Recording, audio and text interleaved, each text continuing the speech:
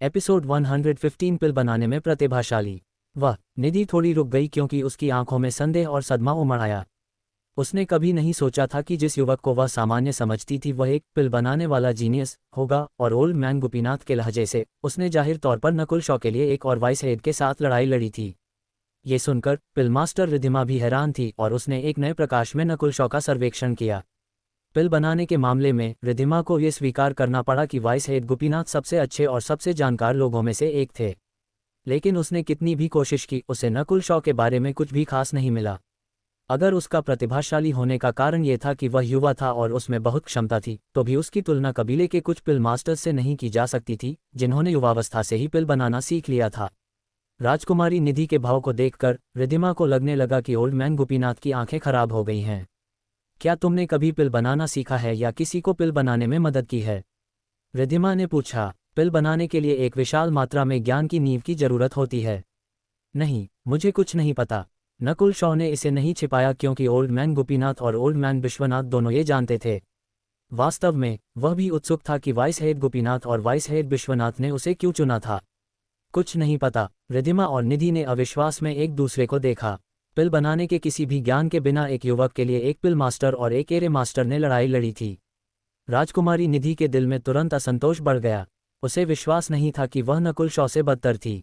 रिधिमा को भी अपनी भतीजी के लिए असंतोष महसूस हुआ क्योंकि बाद वाली ने बस इसी दिन के लिए कम उम्र में पिल बनाना सीखना शुरू कर दिया था। ये देखते हुए पिल मास्टर रिधिमा ने ओल्ड मैन गोपीनाथ को एक तरफ बुलाया। वाइस हेड गोपीनाथ, मेरी भतीजी क्लाउड कंट्री की राजकुमारी है और उसने युवावस्था से ही गोलियों के मार्ग का अध्ययन किया है। कल्टीवेशन और पिल बनाने के मामले में वह उस युवक शॉ से कहीं आगे निकल जाती है। रिधिमा ने आत्मविश्वास से अपनी भतीजी की सिफारिश ओल्ड मैन गोपीनाथ से की। किस पहलू में वह नकुल शॉ से कमजोर थी? पहचान के मामले में वह एक राजकुमारी थी और इस तरह इन शिष्यों को भी पार कर गई। पिल बनाने की प्रतिभा और ज्ञान के मामले में निधि ने नकुल शॉ को आसानी से हरा दिया। हा, पिल मास्टर रिधिमा, क्या तुम्हें लगता है कि मेरी आंखें खराब हो गई हैं? मैं लगभग 100 साल से कबीले में हूं, मैंने किस तरह का जीनियस नहीं देखा है। ओल्ड मैन गोपीनाथ हंसे। कल्टीवेशन और अधिकार को छोड़कर वह अनुभव में भी रिधिमा को हरा देता है। रिधिमा अवाक रह गई। हाँ, उसने केवल अपनी भतीजी के बारे में सोचा था, लेकिन वह वाइस हेड गोपीनाथ के अनुभव को भूल गई थी। लगभग एक सदी के समय में वाइस हेड ने बहुत सारे प्रतिभाशाली लोगों को उठते और गिरते देखा था। शायद नकुल शॉ के बारे में कुछ अलग था। हालांकि उसने इसके बारे में सोचा और अभी भी कुछ असंतोष महसूस किया। वह देखना चाहती थी कि नकुल शॉ के बारे में क्या खास था। चूंकि तुम अभी अभी ग्रासवुड डिवीजन में आए हो, तुम्हें पिल बनाने के लिए शुरुआती गाइड और पिल फ्लेम हॉट मैनुअल से खुद को परिचित कराना चाहिए। अगर तुम उनमें अंतर्दृष्टि प्राप्त करते हो तो यह और भी बेहतर होगा। इसके अलावा तुम पिल मास्टर रिधिमा का अनुसरण करोगे और पिल बनाने की नींव सीखोगे। ओल्ड मैन गोपीनाथ ने जल्द ही नकुल शॉ को बताया कि क्या करना है। नकुल शॉ ने पिल बनाने के लिए शुरुआती गाइड और पिल फ्लेम हॉट मैनुअल लिया, अपना सिर हिलाया और चला गया। ओल्ड मैन गोपीनाथ, अगले कुछ दिनों के दौरान कुछ बेहद महत्वपूर्ण स्पिरिचुअल गोलियां बनाने जा रहे हैं, इसलिए मैं गोलियों के बारे में तुम्हारे सवालों का जवाब दे सकती हूँ, रिधिमा ने मुस्कुराते हुए कहा। इस तरह नकुल शॉ और राजकुमारी निधि ने रिधिमा से सीखना शुरू कर दिया। वह पिल बनाने की मूल बातें भी नहीं जानता है, तो वह पिल बनाने के लिए शुरुआती गाइड से कैसे अंतर्दृष्टि प्राप्त करेगा। यहाँ तक कि मुझे भी लगा कि पिल फ्लेम हॉट मैनुअल सीखना मुश्किल था। राजकुमारी निधि ने तिरस्कार से अपने होठों को घुमाया। नकुल शॉ का भाव मासूम था, क्योंकि उसने असहायता से अपना सिर हिलाया। उसने यहाँ आने का फैसला भी नहीं किया था। राजकुमारी निधि को ऐसा लगा जैसे उसने एक तकिए से मारा हो। नकुल शॉ को इतना भाग्य कैसे मिला? निधि, अनादर मत करो, रिधिमा ने सख्ती से कहा, फिर माफी मांगते हुए नकुल शॉ की ओर मुड़ी। पिल बनाने में ज्ञान की एक विशाल मात्रा शामिल है। तुम्हें सभी प्रकार के पौधों के तत्वों को याद रखना चाहिए और उस आधार से तुम इन पौधों के सार को इकट्ठा करने में सक्षम होगे। ब्रोकन मून कबीले में हर पिल निर्माता को 10,000 प्लांट इलस्ट्रेशंस से खुद को परिचित कराना चाहिए, या यहाँ तक कि याद करना चाहिए। निधि बगल में इंतजार कर रही थी, दंग रह गई। 10,000 प्लांट इलस्ट्रेशंस को याद रखना बेहद मुश्किल था। उस किताब में हजारों संसाधन शामिल थे और सामान्य पिल निर्माता केवल इसका एक हिस्सा याद रख सकते थे। यहाँ तक कि राजकुमारी निधि ने खुद भी केवल 2000-3000 पौधे और उनके तत्वों को याद किया था। नकुल शॉ को 10,000 प्लांट इलस्ट्रेशंस पढ़ने के लिए कहकर चाची का क्या इरादा था? निधि का दिमाग अचानक क्लिक किया और वह समझ गई। उसके होठों पर एक मुस्कान दिखाई दी। जब इस बच्चे ने 10,000 प्लांट इलस्ट्रेशंस देखा तो ज्ञान की विशाल मात्रा उसे छोड़ने पर मजबूर कर देगी। आपके सुझाव के लिए धन्यवाद। नकुल शॉ बिल्कुल भी संदिग्ध नहीं था। शुवा शुवा शुवा नकुल शॉ ने पहले पिल बनाने के लिए शुरुआती गाइड और पिल फ्लेम हॉट मैनुअल को पलटा और जल्द ही उसने उन दोनों को याद कर लिया था। पिल बनाने के लिए शुरुआती गाइड को समझना काफ़ी आसान था क्योंकि सामग्री उसके सिर में जमा थी और इसलिए इसे समझना आसान था। इसके अलावा नकुल शॉ की समझ और विश्लेषणात्मक क्षमता उसी उम्र के अन्य युवाओं से कहीं अधिक थी। ये पिल फ्लेम हॉट मैनुअल था जो मुश्किल था, ये लगभग एक लो क्लास मोर्टल स्किल जितना मुश्किल था, लेकिन असली समस्या ये थी कि नकुल शॉ में बुनियादी ज्ञान की कमी थी। ऐसा लगता है कि पिल मास्टर रिधिमा सही है। नकुल शॉ 10,000 प्लांट इलस्ट्रेशंस खोजने गया। 10,000 प्लांट इलस्ट्रेशंस महंगा था और सामान्य बाहरी शिष्यों को इसे पढ़ने की अनुमति नहीं थी, लेकिन पिल मास्टर रिधिमा की मदद से यह कोई समस्या नहीं थी। नकुल शॉ को जल्द ही 10,000 प्लांट इलस्ट्रेशंस मिला, लेकिन जब उसने इसे देखा तो वह रुक गया। ये किताब एक घोड़े की गाड़ी के आकार की थी और इसमें विभिन्न प्रकार के पौधों के तत्व और अन्य जानकारी शामिल थी। नकुल शॉ के दंग भाव को देखकर निधि अपने दिल में हंसी।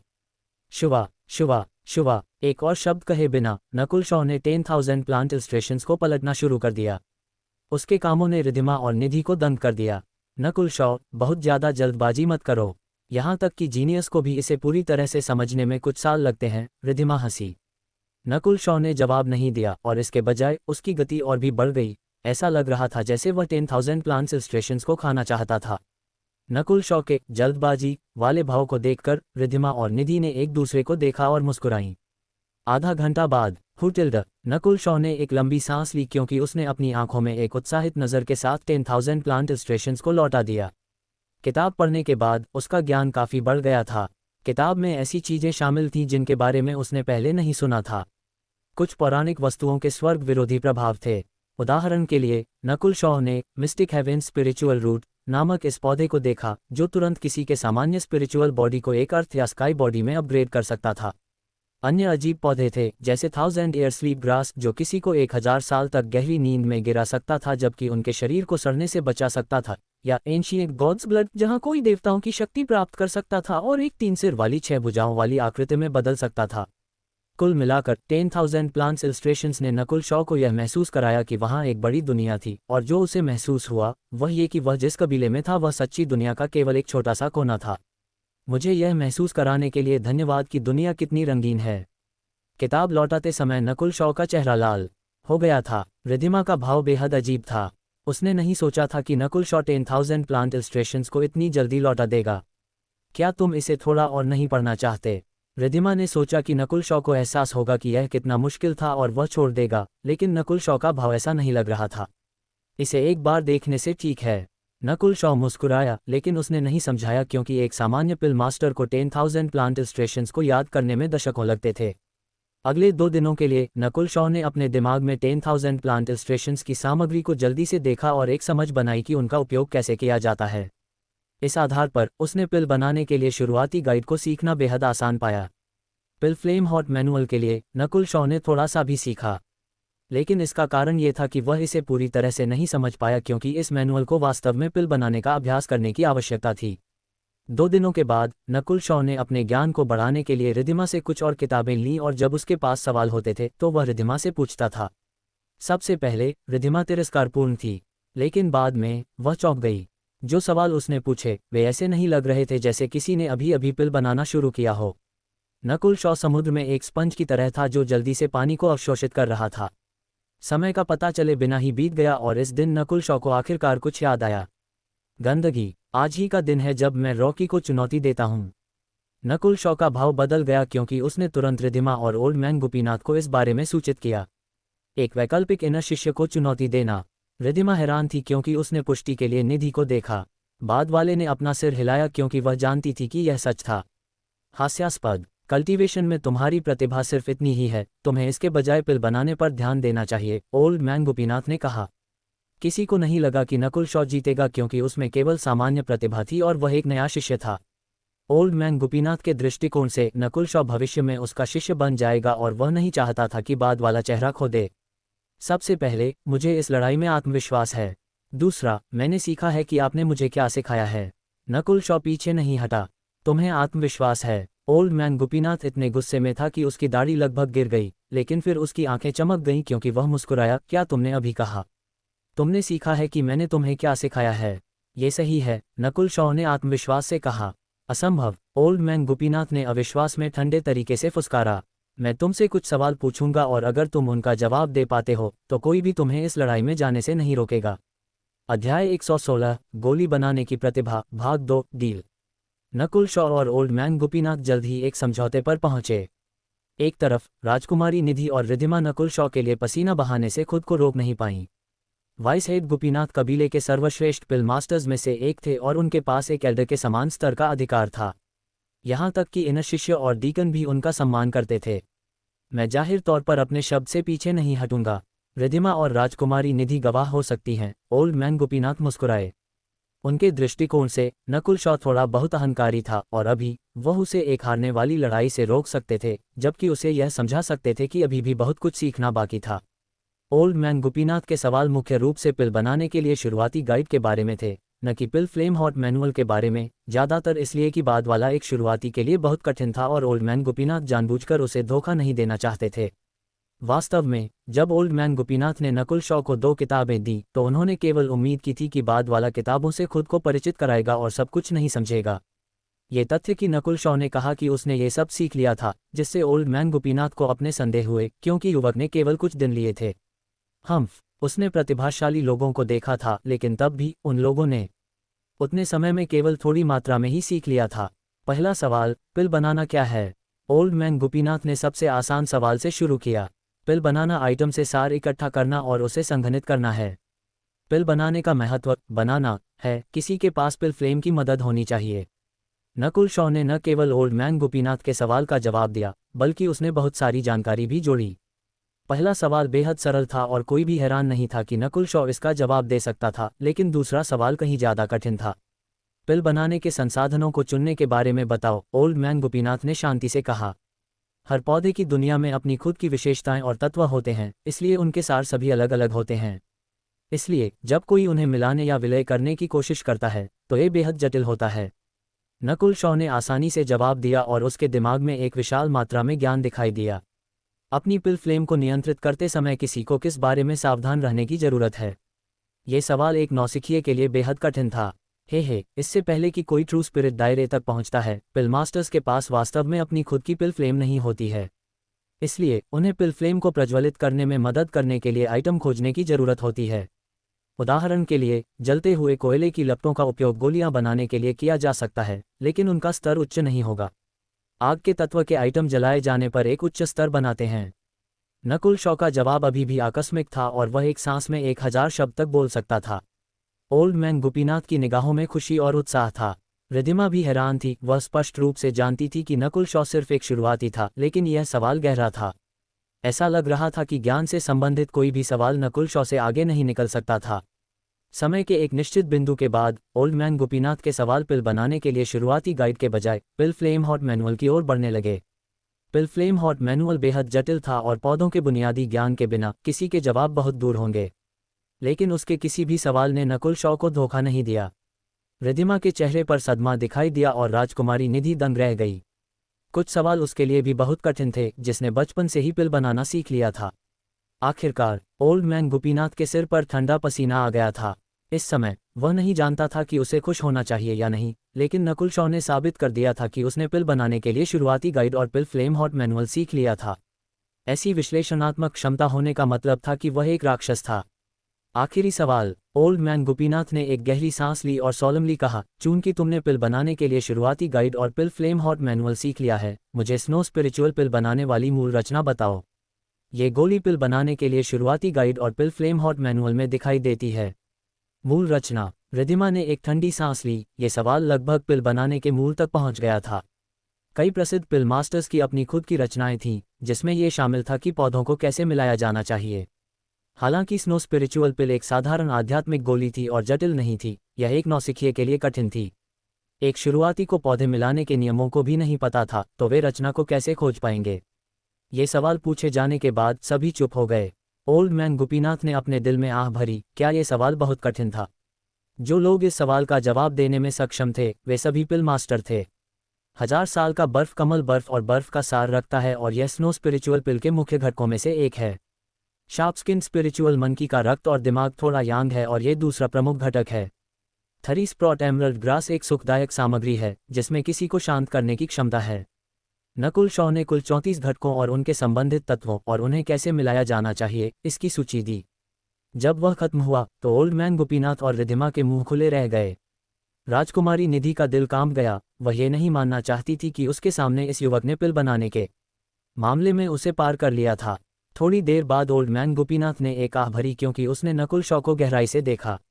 महान, इस सवाल ने पहले से सहमत होने वाली चीज को पार कर लिया है।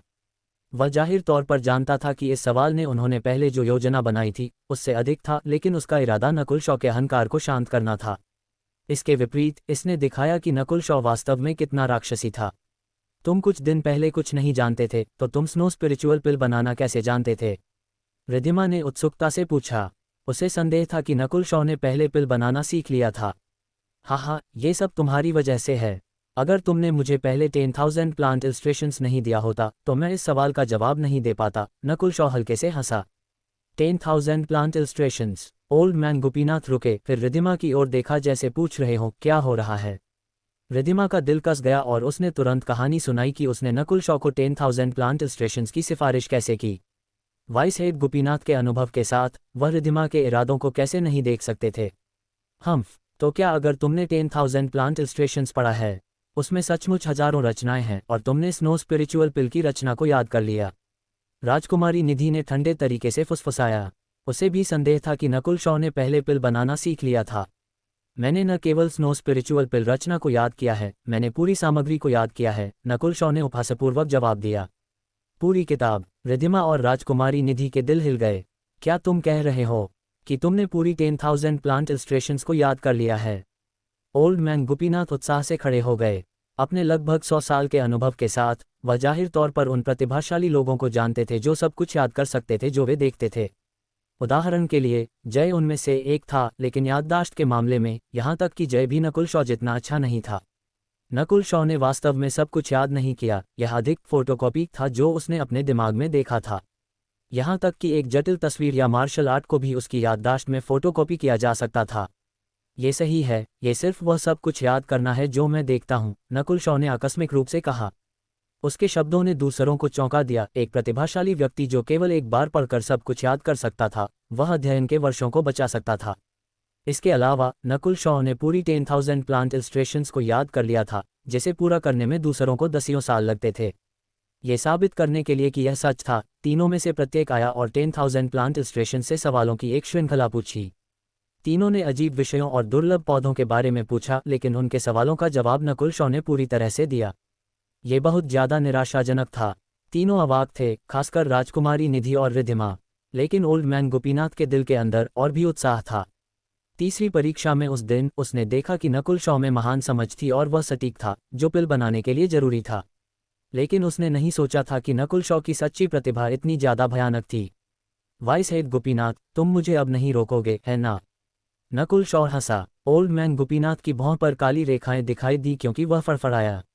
जाओ और कुछ स्टील की दीवारों से टकराओ ताकि तुम्हें पता चले कि स्वर्ग वास्तव में कितना ऊंचा है।